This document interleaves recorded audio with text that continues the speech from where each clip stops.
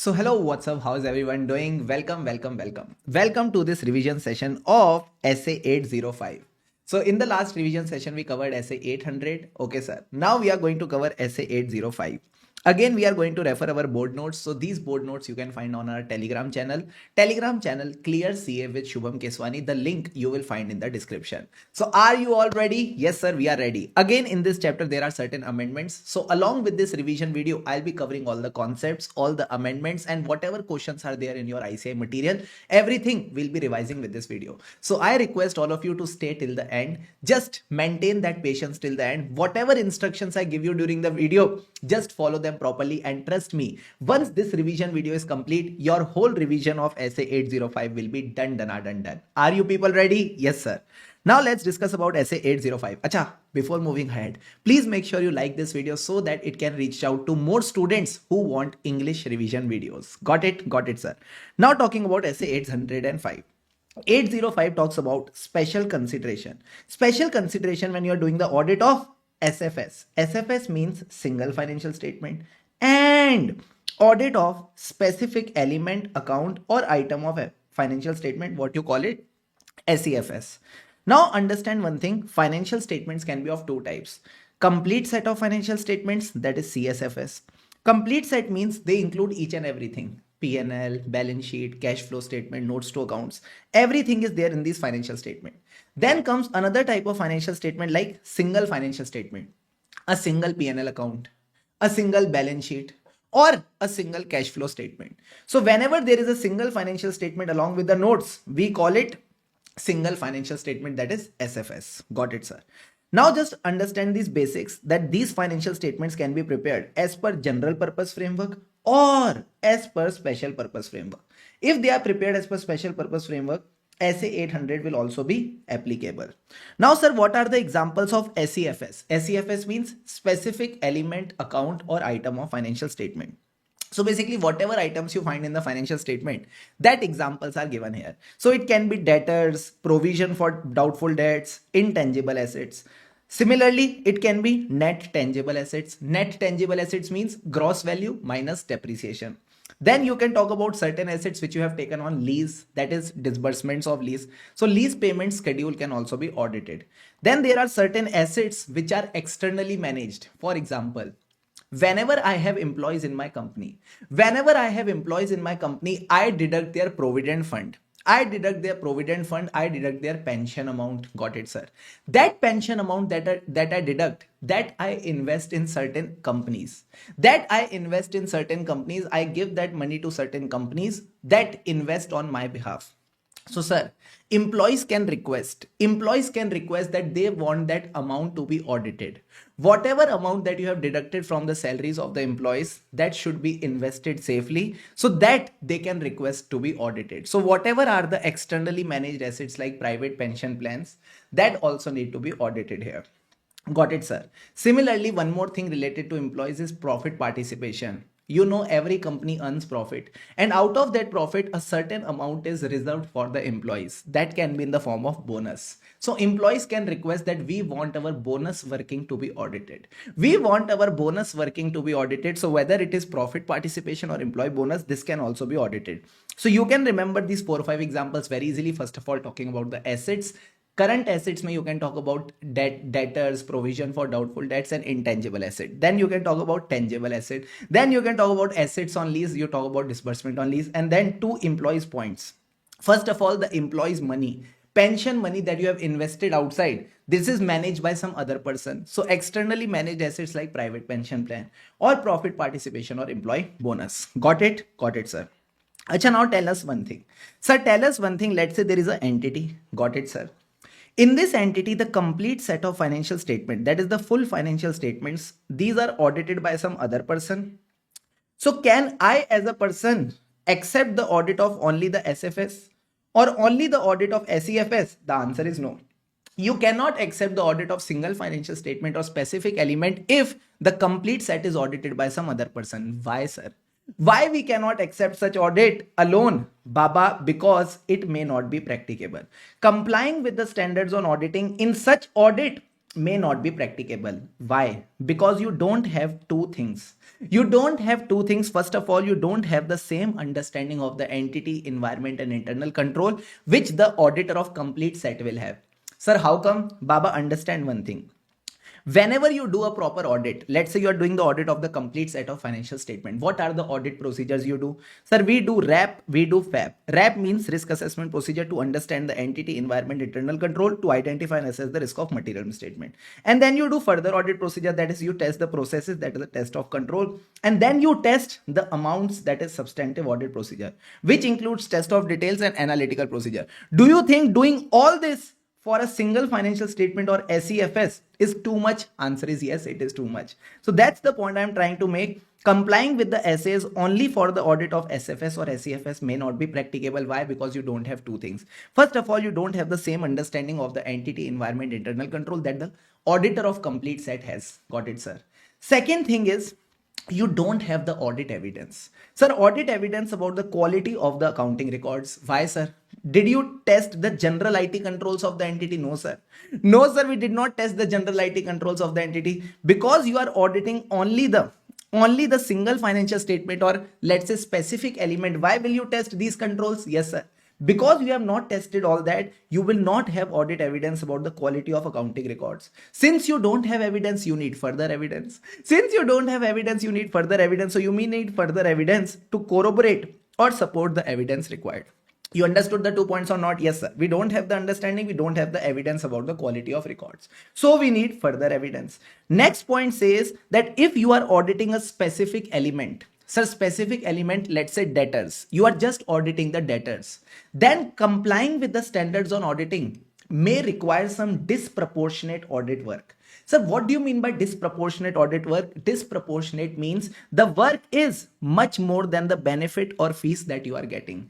The work that you have to do as an auditor, it is much more than the benefit and the fees that you are getting as an auditor. So it is saying that if you are doing the audit of SEFS, certain SAs can require disproportionate work. For example, in the audit of debtors, SA 570 compliance may not be practicable. Why, sir? So understand one thing.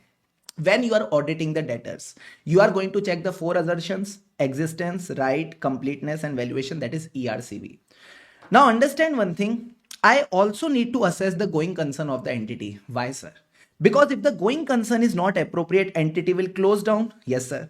If entity close down, will I be able to recover my money? No, sir. If you are not able to recover your money, it will impact debtors valuation. It will somewhere impact the debtors valuation. So that's what I was trying to say. Even if you are doing the audit of debtors, still you need to assess the going concern, and it is too much. And it is too much. So if you think as audit as per SAs is not practicable, discuss with the management and request them if any other type of engagement possible. Which type of engagement? As per SRS 4400, you can go ahead with agreed upon procedure. As per SRS 4400, you can go ahead with certification engagement, yani agreed upon procedure. You can go ahead with the agreed upon procedure. Got the flow? Yes, sir. Last time I am explaining the flow again. Revision in the revision. First of all, I am appointed by the management as the auditor of SFS or SEFS, not as the auditor of complete set. Should I accept the appointment? Answer is no. I should not accept the appointment. Why? Because complying with the SAs will not be practicable. Why, sir? Because I don't have two things. Don't have the understanding of the entity environment. Don't have the audit evidence about the quality of records. So need to collect extra evidence. Now comes the third stage. Third stage says that if you are auditing a SEFS, that means specific element of financial statement, certain SAs require disproportionate audit work. They require disproportionate audit work. Example, audit of debtors, you need to comply with SA 570, which may not be practicable. So if you think that is not practicable, discuss with the management. Let's do something else. Let's do something else. Instead of audit, let's try some another type of engagement. You got the point or not? Yes, sir. If you want, you can just pause the video here. You can just pause the video here, and from your book, yes, sir, you can quickly cover this part. This is the same thing that we have just covered right now. You got the point or not? Yes, sir. Please take 2 sips of water.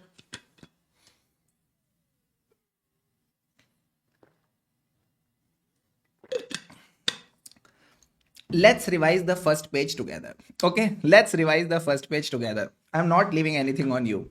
SA 805, special consideration when you are doing the audit of SFS or you are doing the audit of SEFS. What do you mean by SFS? Sir, it is not a complete set like cash flow statement is a single financial statement. Element means something which is an item of financial statement or account that is a debtor or a cash or bank balance. It also includes the related notes. That means accounting policy and explanatory information. It can be prepared as per general purpose or special purpose framework if special purpose framework SA 800 also applies. Now understand one thing more, sir. Sir, what? We studied a standard called SA 600. Yes or no? Yes, sir. In SA 600, I taught you about using the work of other auditor. Who is the other auditor? Understand one thing. I am the auditor of consolidated financial statement. Got it, sir. In this consolidated financial statement, there are many entities included. There is a parent company, there is a subsidiary, there is an associate. Now, let's say the subsidiary is audited by some other auditor. The subsidiary is audited by some other auditor, so I have to guide the other auditor about the way he should do the audit. I need to guide the other auditor about the way he should do the audit because his audited subsidiary is forming a part of my consolidated financial statement. Got it, sir? So in this, when the other auditor is providing the report based on my guidance, in this, when the other auditor, or you can say the component auditor, is providing the report on my guidance, is SS 805 applicable? Answer is no, it is not applicable. So this is one point that you should read so that in case they ask in from MCQ point of view, you should be aware about it. So SA 805 does not apply to the report of component auditor, which is issued as a result of the work that he has performed on the component that is a subsidiary at the request of principal auditor. So if principal auditor has guided the component auditor to submit some report on that, SA 805 is not applicable. Now, sir, this is something we have already covered in SA 800 revision also, that as an auditor, you need to comply with all the essays. You need to comply with all the relevant requirement of the essay. If you can't comply, you need to perform alternate procedure. Each and everything we have already covered. Now, talking about this topic, again, it says that compliance with the essays relevant to the audit of SFS or SEFS will not be practicable if you are not doing the audit of complete set. Why, sir? Because you don't have two things. Once again, we don't have the understanding of the entity environment. We don't have the evidence about the quality of accounting records. So we need further evidence. Because you need further evidence, it will lead to disproportionate audit work. Example, SA 570 compliance for audit of debtors. So you will request the management, discuss with the management for another type of engagement. Done, done, sir. Now everyone come with me to the next topic. Before we move to the next topic, I'll tell you, just like SA 800, we have divided the standard into three parts: acceptance, planning and performing the audit, and reporting. Acceptance, planning and performing the audit, and reporting. First of all, talking about acceptance, we will see the acceptability of FRF. Now, sir, how to see the acceptability of FRF? Very similar points. It says for the audit of SFS or SEFS, you need to consider if the FRF will result in adequate disclosure. Basically, as an auditor, I want adequate disclosures to understand the SFS or SEFS and the effect of material events and transaction on the SFS or SEFS. Let's understand with the example. If you are doing the audit of debtors, got it, sir. In the financial statements, debtors amount to should be there. Got it, sir. Plus, there should be disclosure. There should be notes to accounts which disclose that the debtors are not 2 lakh rupees. They are 2,50,000. On that, we have created a provision of 50,000. Why you have created a provision? Due to insolvency of debtor. So make sure there are adequate disclosures, not only to understand the SEFS, but also to understand the effect of material events and transaction. If there is any material event and transaction, what is the impact it is having on the amount? You understood the concept or not? Yes, sir. This is something that you just need to understand. Now come with me to the next part, planning and performing the audit. This is very important. This is very important, and also there are certain amendments in this area, so please focus here. First of all, it says adapt all the essays. Whatever essays are relevant to the audit, you will have to adapt them. Specifically, 3 essays: essay 240, essay 550, and essay 570. So 240 talks about fraud, 550 talks about related parties, and 570 talks about going concern. So it says that even in the audit of SEFS means specific element of financial statement, the item can be misstated because of fraud, related party transaction, or incorrect application of going concern accounting. So please make sure you are focusing on these three standards. Got it, sir? Now talking about four special cases. Everyone please focus on the four special cases. Case number 1, SA 260. This is same as SA 800. Ditto same as SA 800. It says that you are required to identify the appropriate persons who you are required to communicate as a TCWG. Now, sir, because the financial reporting process of complete set may be different from the single financial statement or SEFS, so the TCWG may also be different.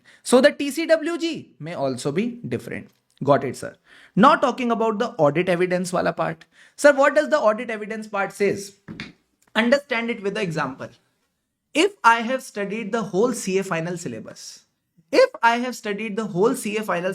have understood everything. I have understood all the concepts. Got it, sir? I have done the practice of each and everything. Now, if ICI ask me that I have to give the exam of financial reporting, do I need to study separately? No, sir.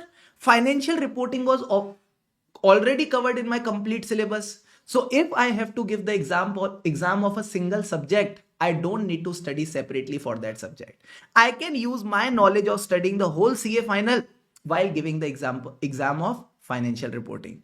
This is the same thing given here. When you are auditing the complete set, and out of that complete set, let's say you are also auditing a single financial statement or a specific element, then Baba, you must have collected all the evidence here. Yes, sir. So you can use them now. You can use them in the audit of SFS or SEFS. So same thing is given. You may use the audit evidence obtained in the audit of CSFS for auditing the SFS or SEFS. You got the point or not? Yes, sir. Now coming to the third aspect, interrelation. Can I say complete set and single financial statements are interrelated? Yes, sir. Single financial statements we have got them from the complete set only. Even the specific elements you have got from the complete set. So complete set and their elements are interrelated. Got it. So when you are doing the audit of SFS or SEFS, because they are interrelated, don't consider them in isolation. They should not be considered in isolation. So if required, you will also test the interrelated items. For example, what is related to debtor? Revenue. So some revenue testing may also be required.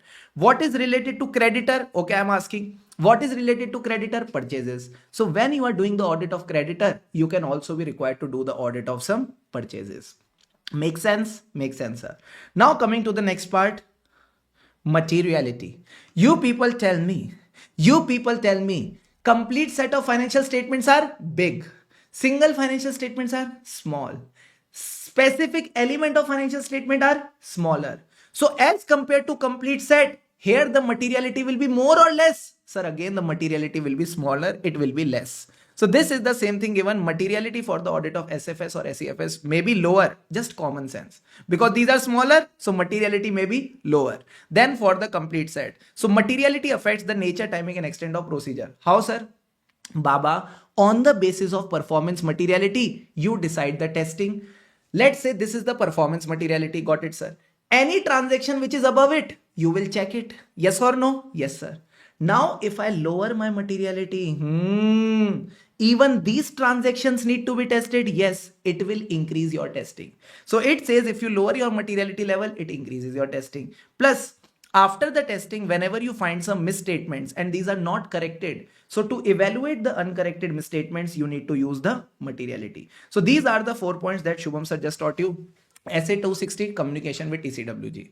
Because process of making the complete set and single financial statement may be different, so TCWG may be different. Audit evidence of complete set can be used for the audit of SFS or SEFS. All items are interrelated, so you may be required to test the interrelated items. And last, materiality may be lower for SFS or SEFS, which will affect your nature, timing and extent of procedures and uncorrected misstatement. Deal done? Arey, come on everyone. Deal done? Done, sir. Now everyone come to the book. Yes, sir. Let's once revise it from the book. Revision in the revision. Please focus. Considerations when planning and performing the audit, very important because amendments are there. First of all, adapt all the essays relevant to the circumstances. Focus on 3 essays: fraud, related party, going concern. Now, in essay 260, I said you need to decide who are the persons to communicate. All the TCWGs may be involved in managing the entity, so no need to communicate again with them. Now, sir, complete set of financial statements are prepared by TCWG, who may be not be same. They are saying who may not be same as the TCWG responsible for the oversight of complete set. So basically TCWG of SFS of the complete set and the SFS or SEFS may be different. That's it. Got it, sir. Now coming to audit evidence. When you are auditing both the single financial statement and the complete set, you can use the audit evidence for the audit of SFS or SEFS. Make sure you are getting sufficient and appropriate evidence. Now, sir, all items are interrelated, so don't consider them in isolation. So you may need to perform the procedures on interrelated items also. Okay, so if you want, you can pause the video for 2 minutes, quickly learn these topics, and now continue with me to the next topic. Before that, materiality may be lower, affecting the ante of procedures, that is the nature, timing and extent, and evaluation of uncorrected misstatement. Now we are on the last topic of this essay. Come on everyone, get ready. Take 2 sips of water.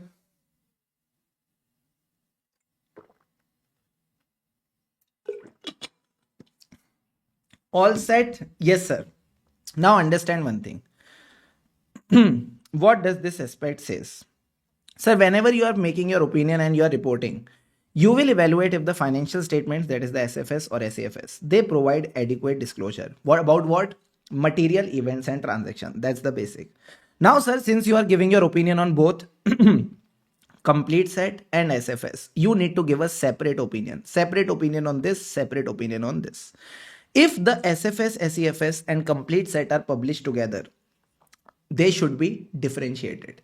They should be differentiated, yani the presentation should be differentiated. If it is not, ask the management to rectify. We will not issue the audit report unless we are satisfied with the presentation.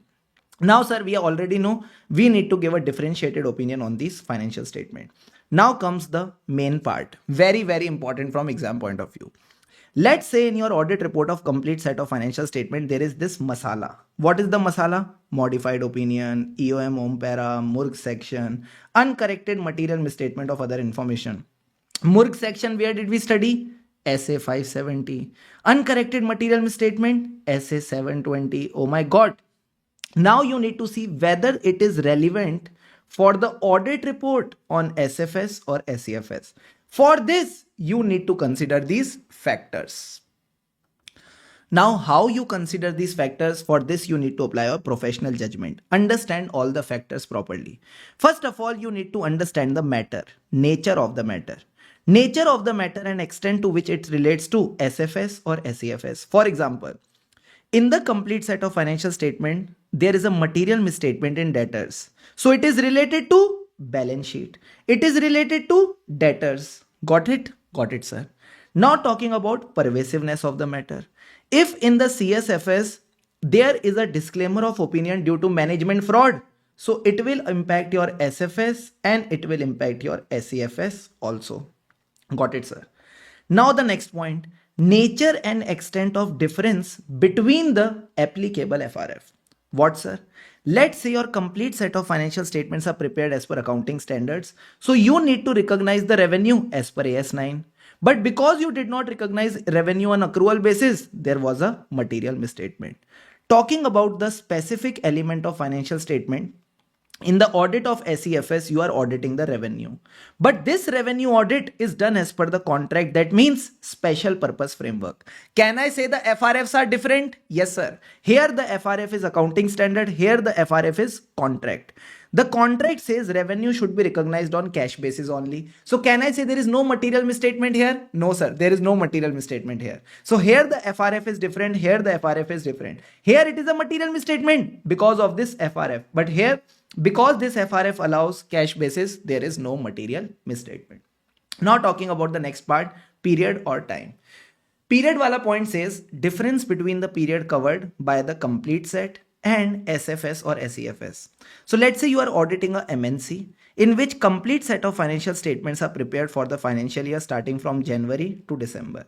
In this, there is a material misstatement in the revenue for January to March 24. Got it, sir. When you are auditing the SEFS of the revenue, the financial year is 1st April to 31st March. Now, can I say in this part of the financial year? In this part of the financial year, this material misstatement will not be there. Why, sir? January to March 24 is not covered here, na? Yes, sir. Here everything is okay. Here everything is okay. Next part is time elapsed. Time elapsed since the date of audit report on complete set of financial statement. If the audit report on complete set of financial statement is of 1st June and there was a issue here.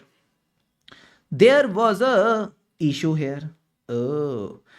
And till when the audit report of SFS came, that is on 20th of June, it has been resolved. So from 1st of June to 20th of June, it has been resolved. What was the issue?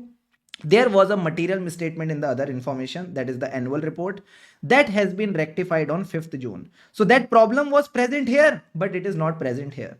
So is it relevant? Answer is no. It is not relevant for the audit report of SFS. Easy? Easy, sir. So these are the 5 factors that you need to learn from exam point of view. Very, very important from exam. First of all, the matter, nature of the matter, pervasiveness of the matter. Third point is related to difference. Say third point is difference between the applicable FRF. In the complete set of financial statement can be a material misstatement because the FRF is different. But here there is no material misstatement because the FRF is different. Now talking about the period and time. The period wala point says period covered by the complete set and period covered by the SFS or SEFS. And time elapsed means how much time has passed since the date of audit report on complete set of financial statements. Easy, easy, sir. So these are the 5 points that you need to cover. Now let's test if you got the concept or not. If in case of complete set of financial statement, there is a qualification in debtor. You tell me, is it relevant for the balance sheet? Yes, sir. Is it relevant for the debtors? Yes, sir. If there is a qualification in the classification of long-term borrowings, is it relevant for the P&L? No, sir. It is relevant for balance sheet, but not relevant for P&L. Is it relevant for debtors? No, it is a long-term borrowing. How it is relevant for the debtors? So it is not relevant for debtor. Now coming to some notes. Just take 2 sips of water. All set? Yes, sir. Now let's say in the audit report on complete set of financial statement, there's a MURG section, material uncertainty related to going concern. Now it has no implication on the audit report of SFS or SEFS, but still you want to refer it. Which para you will add? Other matter para. Because in SA 706 we learned that other matter para refers to the matters relevant to audit, auditor's responsibility and audit report. Now talking about another aspect. Your audit report on complete set of financial statement, let's say it has adverse opinion or disclaimer of opinion. That means there is a material misstatement which is pervasive to the financial statement. So SA 705 doesn't allow you to give an unmodified opinion on the SFS or SEFS. But sir, in case of SEFS, there is an exception. Unmodified opinion can be given for SEFS only if it is not 3 things. Sir, what it is not? Please learn these 3 points. It is not prohibited by the law regulation. The opinion on the complete set of financial statement and SEFS not published together. And this specific element is not a major portion of complete set. These 3 conditions need to be satisfied together. So how can we remember it? It is very easy. You just need to say that it is not pro, po, pu. Pro po pu means it is not prohibited, it is not a major portion of the complete set, and these are not published together.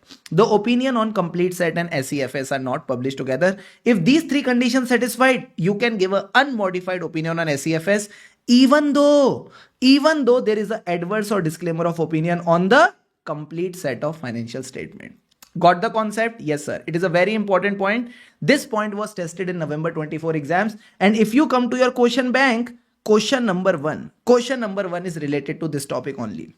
Okay. So here you can see complete set pe adverse opinion is given. Now you are auditing the trade payable. Trade payable is a specific element of financial statement. Can you give an unmodified opinion? Yes, provided these 3 conditions are satisfied. It is not a pro popu. Not pro popu means not prohibited, not a major portion, and not published together. The opinions on these financial statements are not published together. Awesome. Now everyone come with me. Sir, how many points are done? Okay. Now let's cover whatever things we have not covered from the notes from the book. Quickly.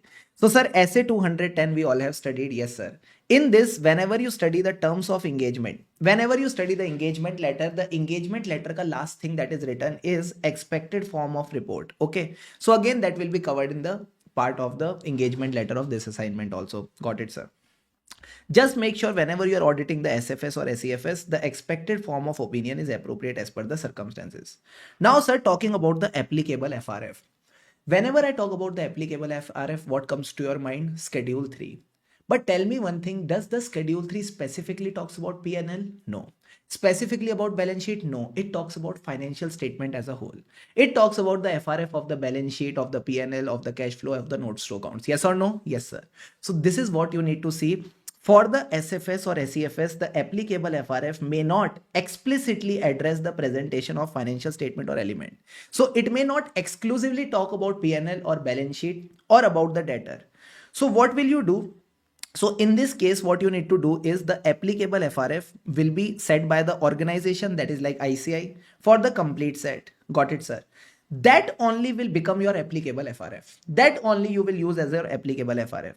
Now, when you have to decide that whether the financial statements are prepared fairly in all material respects or they give a true and fair view, you need to check the fair presentation of the framework. You need to check the fair presentation of the financial statement. How do we check the fair presentation? Again, this is something we have covered in essay 700. In essay 700, I told you that fair presentation, if I talk about the fair presentation, for fair presentation, two things need to be complied. First of all, you need to comply with the FRF. Then if required, you will add something or you will less something. If required, you will add something or you will less something. And this is the same thing which is given here. If the FRF is related to complete set of financial statement, then check whether the SFS or SEFS fully comply with the framework relevant to that financial statement or element, including the notes to disclosure. So basically you check the compliance. Along with the compliance, to achieve the fair presentation, is it providing the extra disclosure and in exceptional circumstances departing from the requirement, that means reducing the disclosure. So this is the basic thing that we study in SA 700. To check the fair presentation, check the compliance, along with the compliance, the additional disclosure or departure from the requirement in extremely rare circumstances. Talking about the opinion wala part, we have already covered. If I talk about the going concern, sir, about going concern, we both know that related to going concern, it is the management's responsibility. So whenever you are describing the management's responsibility or auditor's responsibility in audit report, you have to talk about going concern. So that same thing that we discuss in SA 700 will come in this report also. Got it, sir? Talking about key audit matter para, we have discussed that key audit matters are included in which report? Sir, these are included in the audit report of complete set of financial statements prepared as per the general purpose framework. General purpose complete set of financial statement. Now, since these are not complete set of financial statements, these are single financial statements. Okay, sir. This is a specific element. So if the auditor adds a key audit matter, then in that case, SA 701 will be applicable. Talking about the other information means the annual report. So if in any annual report, there is a single financial statement or there is a specific element of financial statement, then you need to read that report. Then you need to read that report, that whether there is a material inconsistency between that report and the financial statement. So that basic thing. So SA 720 says that if there is a report containing the SFS or SEFS, that will be treated as an annual report, and then SA 720 requirements will be applicable. That means you need to read it, whether there is any material inconsistency between that report and financial statement. Then the report will be signed by the auditor in his name, in the firm name, membership number, firm registration number, and UDIN. These special points we have already covered. Okay, these things I have already taught you. Last May, let's discuss about something different. Sir, what is different? If there is an audit report on complete set of financial statements, yes, sir. Understand one thing, there is a disclaimer of opinion. Sir, disclaimer of opinion on what? Results of operations, that is the P&L. And disclaimer is on cash flow, but not on the balance sheet. Disclaimer is there on the results, that is the P&L, cash flows, that is the cash flow statement, but not on the balance sheet. So can I give an unmodified opinion on the balance sheet? Answer is yes, this is allowed. Answer is yes, this is allowed. Unmodified opinion on the state of affairs, that is the balance sheet, is allowed. So this is the same thing which is given in your book. Please focus here. If the audit report on complete set, there is a disclaimer of opinion on the P&L and the cash flows. So is the unmodified opinion on state of affairs, that is the balance sheet, allowed? Yes, it is permitted. Yes, that is permitted. Don't need to worry about it. But sir, there is a disclaimer of opinion. A disclaimer of opinion is not on the whole financial statement. It is only and only on the P&L and cash flow. So that's why in this specific case, unmodified opinion on balance sheet, that is the state of affairs, will be allowed. Got it? Got it, sir. This example I discussed in the starting of the revision. Now let's do two questions. Now let's do two questions. It will give you immense confidence. Question number 1. CAM Surya is the auditor of the financial statement of the entity prepared as per the financial reporting provisions of contract. Can I say whenever it is prepared as per a contract, it is a special purpose framework? Because it is a special purpose framework, SA 800 will be applicable. Got it, sir. He is also offered the audit of a debtor. Can I say trade receivable or debtor is a SEFS, specific element account item of financial statement? So SA 805 will be applicable. These are the two things that you just need to mention in your answer. Easy, easy, sir, because they have asked you to give a brief answer. So in this brief answer, you just need to mention SA 800 will be applicable, SA 805 will be applicable. Now comes a good question. Please focus. This is what I was discussing in the beginning also. This is a good question. CAG, G for genius. He is offered the appointment of the audit of trade payable. Again, trade payable is a SEFS, specific element of financial statement. So SA 805 will be applicable. Financial statements are prepared as per the Companies Act and audited by Jignesh. Sir, what is happening? Complete set is audited by Jignesh and SEFS will be audited by G. So do you think he should accept the audit? No, sir. You told us in the beginning of the revision that we should not accept such audit. Why? Because it may not be practicable. It may not be practicable to comply with the essays. Why? We don't have two things. You don't have the understanding and you don't have the audit evidence. So you need further evidence to corroborate the audit evidence required about the accounting records. Plus, certain essays require disproportionate audit work, where we discussed about that for the audit of debtors, you need to comply with the requirements of SA 570, which may not be practicable. So in that case, discuss with the management about another type of engagement. And here your SA 805.